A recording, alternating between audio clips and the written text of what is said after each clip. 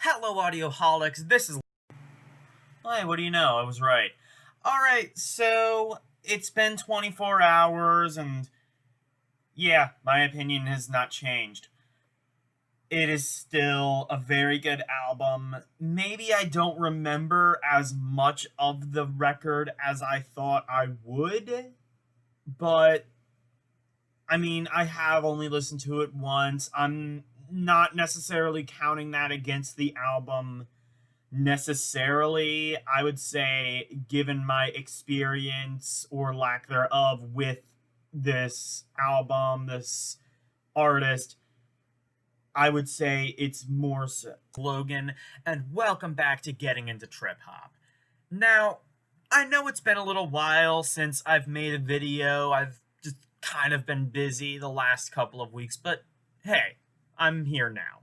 So, without further ado, let's get into Rob Dougan. So, as much as I'd love to say that this is some wonderful, magical magnum opus to kick off the end of my hiatus and get back to business, unfortunately, that's not really going to be the case, and also, unfortunately, this may be one of the more unfulfilling episodes of Getting Into Trip Hop so far, as a result of Rob Dougan only seeming to have one album. That's according to Spotify and Discogs, two places I checked.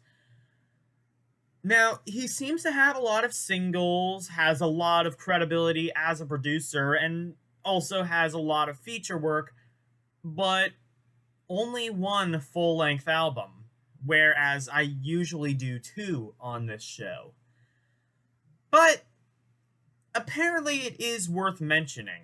So, without further ado, let's get into Rob Dougan's first, last, and only album, Furious Angels. So, I am listening to the title track, Furious Angels. There was a prelude before that. Honestly, so far, I am very impressed. I don't even want to talk about this right now, because I'm so into it. The sort of blues kind of intro at the beginning, the techno dance beat, the kind of gospel sound throughout, the kind of orchestral influences also throughout. I am very impressed so far. Alright, we are on Will You Follow Me? This is the third track, including the prelude. Very orchestral sound. I love it. Very operatic. Sounds like a film score. In fact, I would be surprised if it wasn't, especially considering one of the songs going forward. But it's very impactful. A really good kind of classical piece. We are on Left for Dead now. Another amazing song. This is shaping up to be an amazing caliber album. I really like it. Back to the kind of gospel sound with the orchestral backing. Another thing I have to mention that's a huge standout is the vocals. I assume this is Rob Dougan's vocals. I have no reason to suspect otherwise, but again, I don't know a whole lot about any of the bands that I cover. But if that is the case, then Rob is fantastic, very soulful. It kind of reminds me of like a more soulful Bob Dylan, you know what I mean? Kind of like that folk like guttural, but while it's not technically great, it fits the song so well that it makes up for any actual technical shortcomings. So, this is the perfect voice for this kind of music.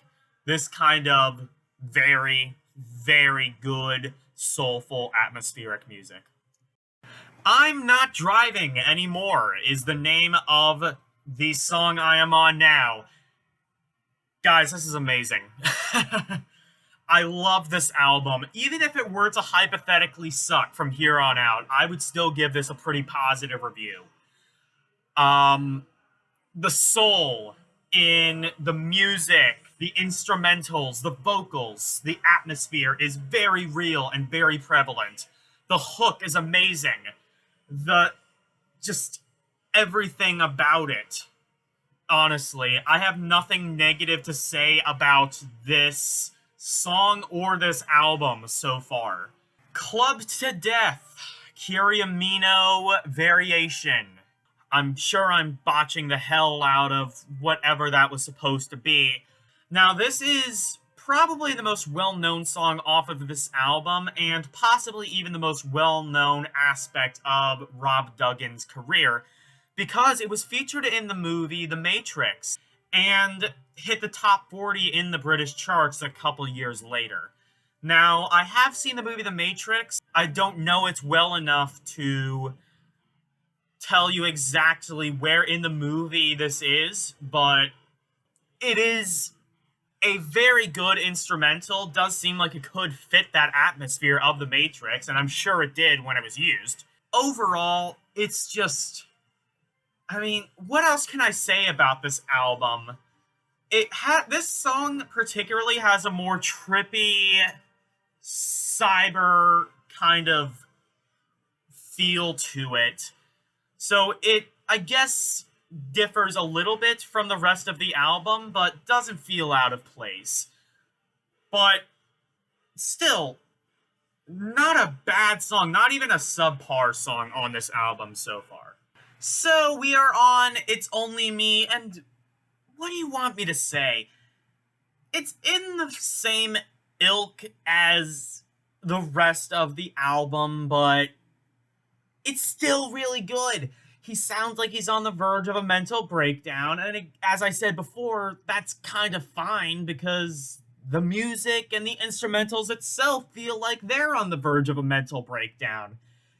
It's a true masterclass in how to make the instrumentals match up with the vocals in order to create good, well-balanced music.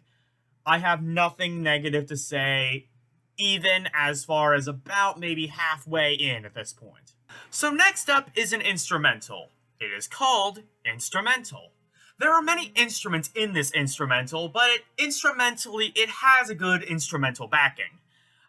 No, seriously, it has a very melancholy tone to it.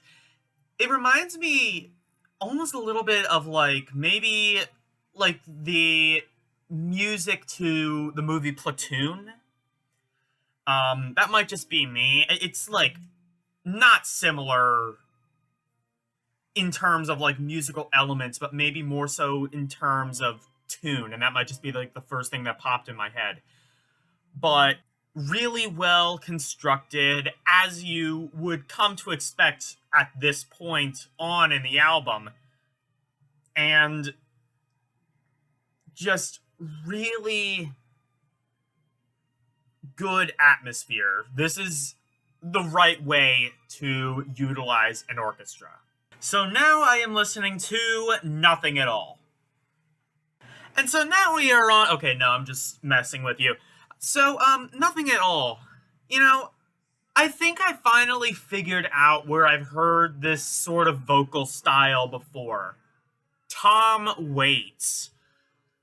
I'm a pretty big Tom Waits fan, and maybe I should have seen it coming a bit earlier, but this sounds very indicative of his vocal style, especially, you know, towards the end where his music started becoming a lot more warped, you know, in the 80s, 90s, 2000s. And beyond the vocals, as usual, the instrumentals are top-notch. A lot of good bass, a really good hook. Again, kind of a more melancholy, downbeat tone overall. It's a lot more slower pace as well. Not quite as angry, more so just melancholy, sad, depressed. But it's... do I even have to say it's good? Of course it's good. Have you seen me rant about this album up to this point? If not, I mean, you're very, strange for jumping around the video like this, but more power to you. Anyway, great song. Now we are on Born Yesterday. This is a much more standard, less frills affair. Still very bluesy, very soulful vocals. Again, cannot praise the vocals enough.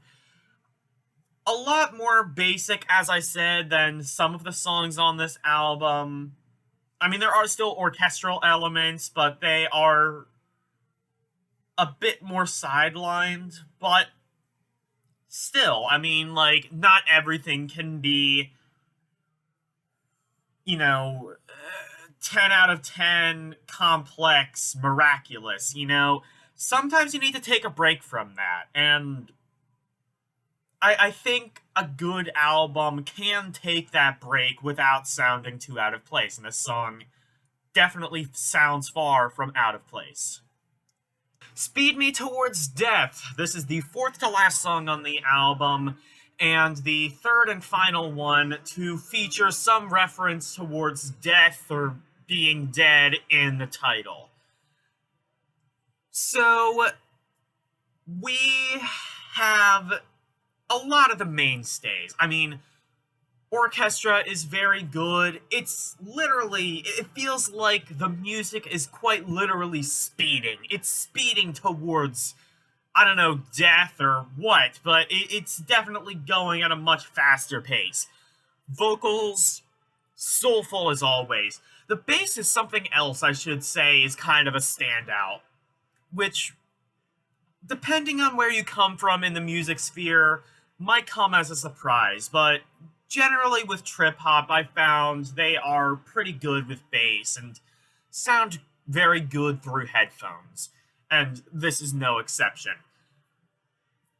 This is just such a grandiose song on top of an already really grandiose album, and that's really all I have to say about this so far. It's just really, really grand and good. We Are on Drinking Song, another great song, but it's a little bit out of left field. This is actually a ballad, very light on the orchestral. It's still there, I can definitely hear it, but very light on the orchestra. One thing now I can kind of maybe criticize the album for is the mix is not the best. I don't know if that's on purpose. I don't know if it makes the album any worse as a result, but especially in a slower song like this, you can kind of hear sort of, I guess you would say, sibilance in the microphone. I mean, yeah, look who's talking. I'm by no means Steven Spielberg sitting in front of a crappy webcam. But this kind of, I don't know if it's bad. I don't know if it makes it more raw, but I think especially on this song, it shows maybe some of the shortcomings of the production of the actual album. Now, that takes nothing away from the music, and I still really enjoy this song. But if I had to mark maybe one criticism, it might be that. And I will definitely make a note to listen to this song again tomorrow to make sure I'm not completely wrong. We are on pause now. It's quite literally a 30-second pause. I mean, I guess I didn't know what to expect, but I kind of knew exactly what to expect. So we are on the final track, One and the Same, Coda, and this may end up being my favorite song on the album. It features a lot of the elements that make this album so great already. The orchestra, the soulful singing, the bass, things I've mentioned a whole bunch of times throughout this video, brought up to the nth degree and perfected. It really is good. And again, maybe if I were to say anything about the vocal style, I don't know if it was specifically influenced or inspired by Tom Waits, but it sounds very similar. But overall, this is an album closer that many albums can only dream of closing on. It is really, really, really tight and solid. And a great way to end what I guess is a one-off solo album. So, first impressions are very positive. I love the soulful singing, the orchestra, the bass, the hip-hop elements. It all kind of meshes together to create a really wonderful listening experience. Will that change? No, it won't. But stay tuned for tomorrow anyways. Hey, what do you know? I was right. Yeah, I just love this album. It's been 24 hours. I've sat with the album a little bit, and I still love it. If I were to say maybe two things against it. One, I don't remember the album as much as I thought I would. That might not necessarily be a strike against the album. That might just be me.